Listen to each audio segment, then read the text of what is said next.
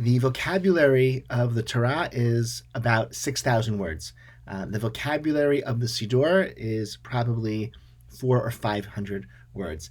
This means that it is a very, very attainable goal to be able to learn classic Hebrew, biblical Hebrew, well enough to make your way through the narrative sections of the Torah, the basic brachot and tefillot of our Siddur. It's not like learning a modern language with 40, 50, 80,000 words in its vocabulary. It's a relatively attainable learning project. The big exception to the relative ease of getting a basic rudimentary reading competency in Hebrew is poetic biblical Hebrew, which has its own grammar and a more expanded vocabulary, and that is challenging.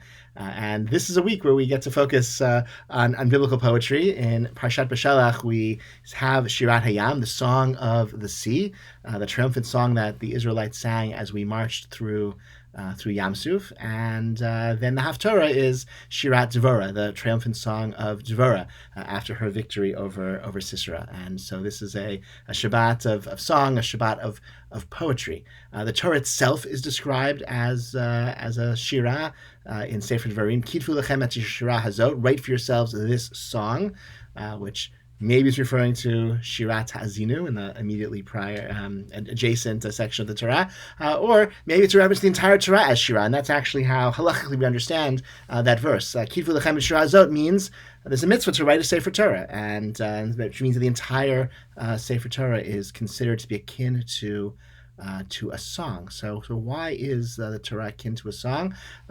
I know of at least two of many explanations of what is song-like, particularly poetic, about the Torah. The Netziv writes that the Torah is like a song in that you need information extraneous to the words themselves to make sense of the words. I always thought of the classic rock ballad American Pie, where every line of the song is an allusion to some historical event. Okay, and if you don't know that, then it's just words that imagery, but you can't make sense of the message of what the song is about unless you have that extraneous information. And it says that's Torah Sheba'al Peh, right? You can't make sense of what the written Torah is trying to convey without information that is not contained there in the written Torah itself. Right? The oral Torah is the key to understanding and making sense of the written Torah.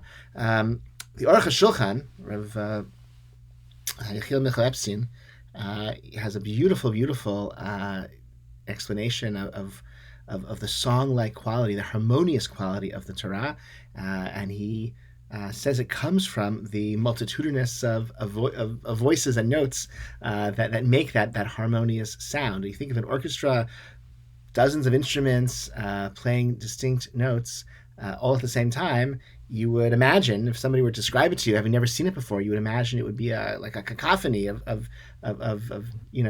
sound that would be incomprehensible and really intolerable to listen to. And yet, because it's ordered, the different notes all playing at the same time, they create scales and harmonies and real beauty and convey real meaning. And so too, the diversity of voices in the Torah, the conflicting opinions, the machloket, that's what enables harmony, and that's what makes the coherence of this music, of this song-like quality of the Torah. So this Shabbat Shirah, we'll hear Shirat Hayam, we'll hear Shirat Dvorah, and we can also think about the ways in which Torah more broadly is poetic and is even song-like. I wish you all Shabbat Shalom. I hope to see you in Shul or on some other occasion soon. All right, be well.